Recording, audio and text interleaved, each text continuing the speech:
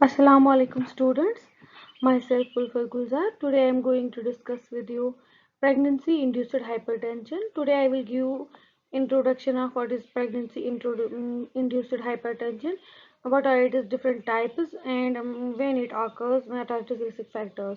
So this class can be particularly I have prepared this class for FMPA second year, those who are having midwifery and gynae as your second year subject. This is included in the unit in which I was already explaining you about the amniotic fluid disorders, polyhydramnios, oligohydramnios.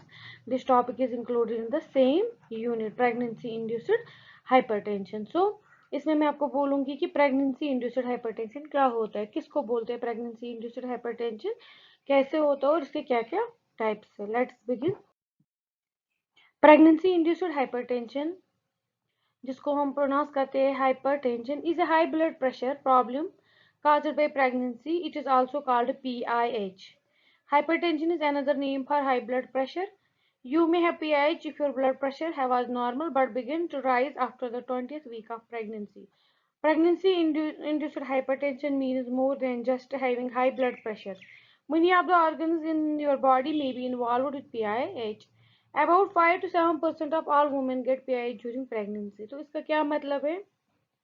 Pregnancy induced hypertension in short high blood pressure problem है.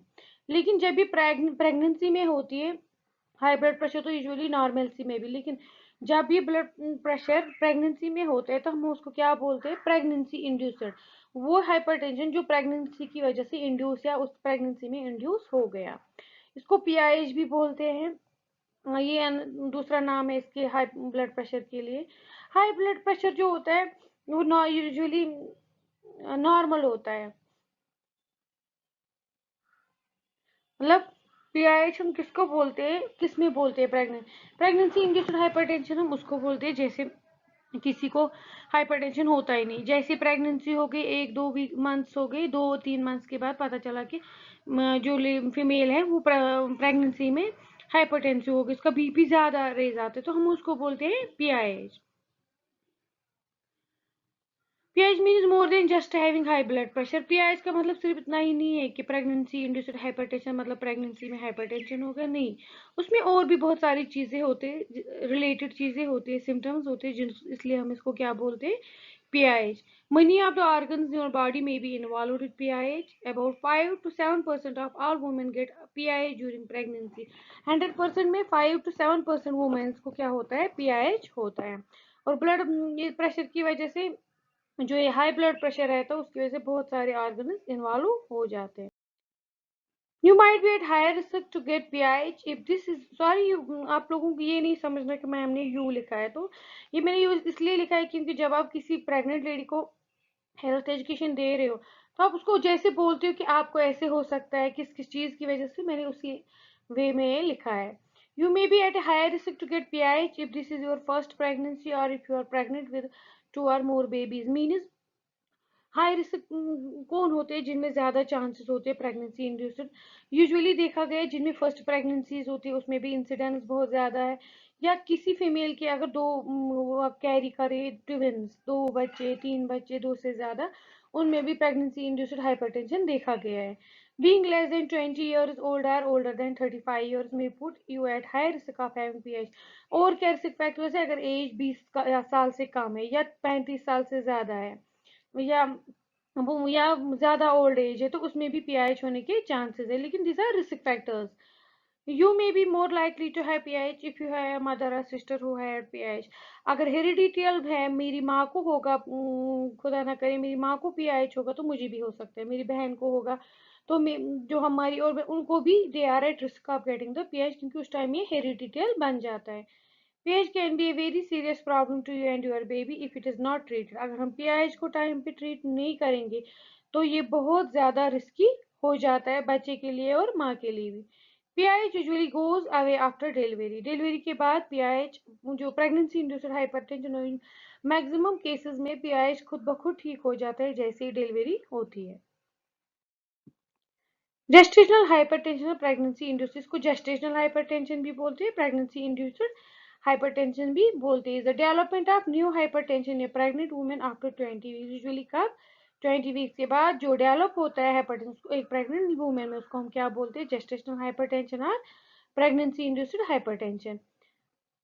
Gestation without the presence of protein in the urea or other signs of preeclampsia, ये 20 weeks के बाद होता है। ये gestation में presence of protein, urine जो हमारा होता है उसमें प्रेग्नेंट लेडीज का होता है, उसमें प्रोटीन भी प्रेजेंट होता है।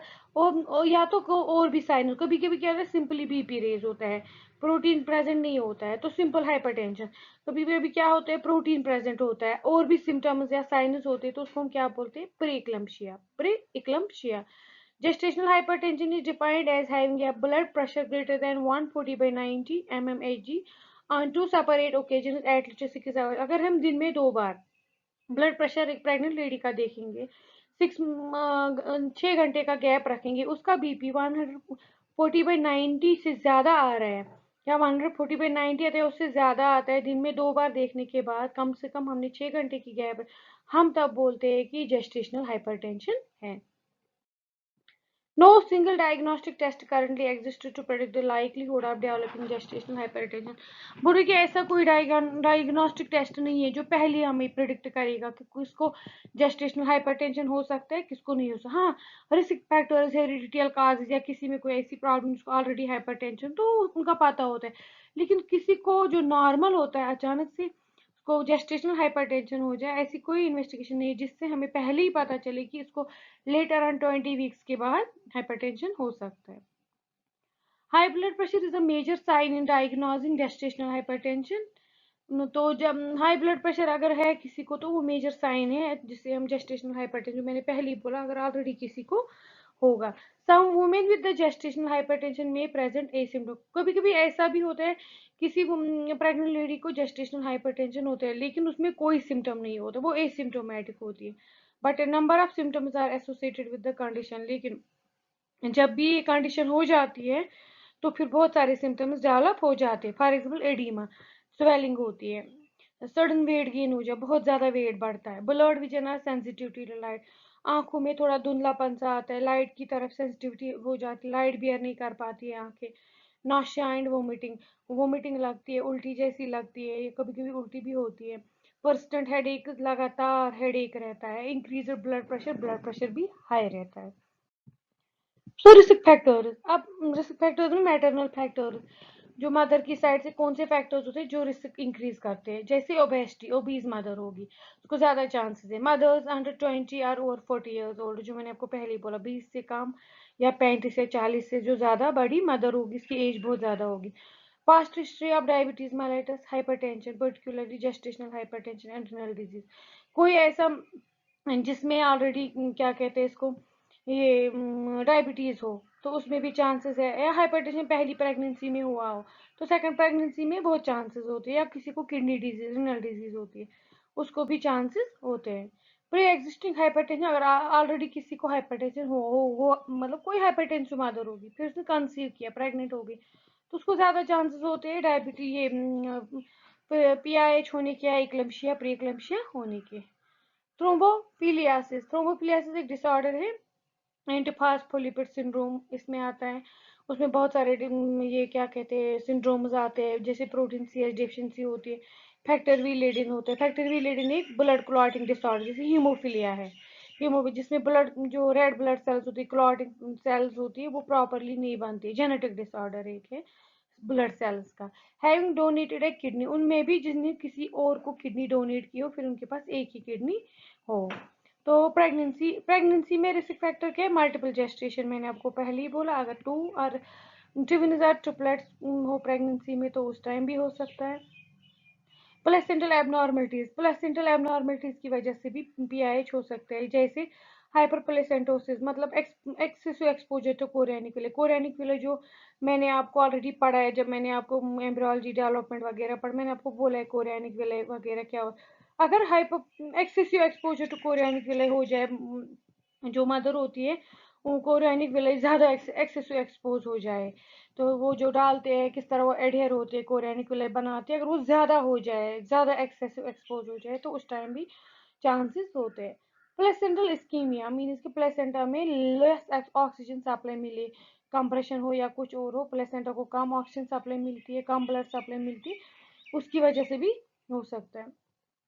फैमिली हिस्ट्री में अगर किसी को फैमिली हिस्ट्री ऑफ एक्लेम्शिया, जैसे मैंने कहा कि अगर किसी की मदर, किसी की सिस्टर या फैमिली में उसके क्लोज ब्लड रिलेशन में किसी को ऑलरेडी प्रेगनेंसी इंड्यूस्ड हाइपरटेंशन हुआ हो, तो उसकी जो क्लोज रिलेटिव्स है, बेटी या उसकी जो ये क्या कहते हैं, बच्चे होते हैं, उनको ज्यादा चांसेस होते हैं पीआईएच की।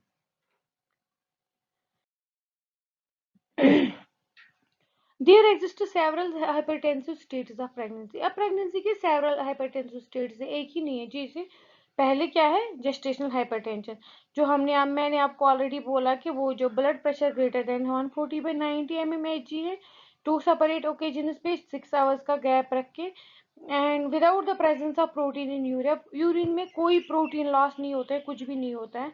Diagnose after 20 weeks of gestation, उस टाइम हम बोलते हैं सिंपल जेस्टेशनल हाइपरटेंशन। ये हो गया एक टाइप, हाँ, एक दिस टाइप। फिर होता है प्रीएक्लम्शिया। प्रीएक्लम्शिया दूसरा टाइप है। Preeclampsia gestational hypertension plus protein urea.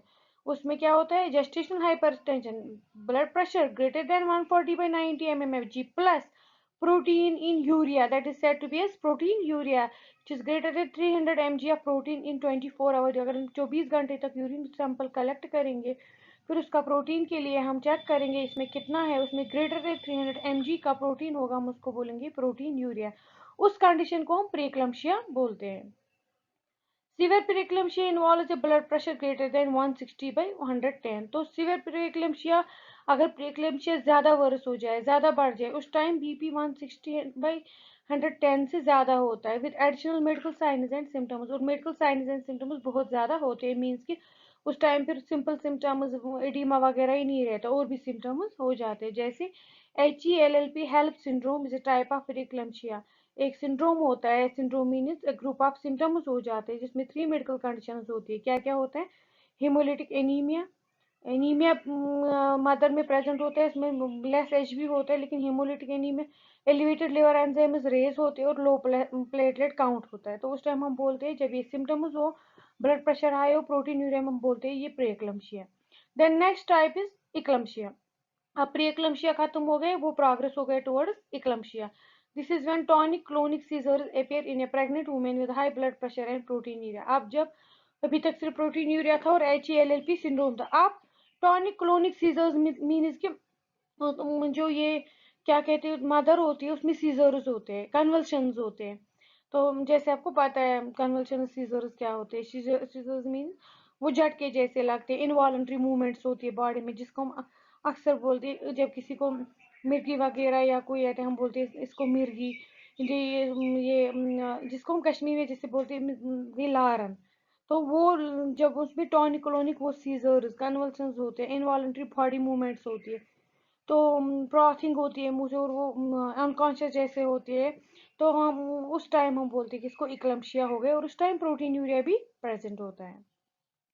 प्रीक्लम्शिया and eclampsia are sometimes treated as components of a common syndrome. कभी कभी हम क्या बोलते हैं, कम प्रीक्लम्शिया और इक्लम्शिया को सेम ट्रीट करते हैं, मीन्स कि हमें पता होता है कॉमन सिंड्रोम है, मीन्स कि हाइपरटेंशन है, प्रोटीन यूरिया है, जब ज्यादा सीवियर हो जाए तो इक्लम्शिया, जब थोड़ा कम सीवियर तो प्रीक्लम्शिया।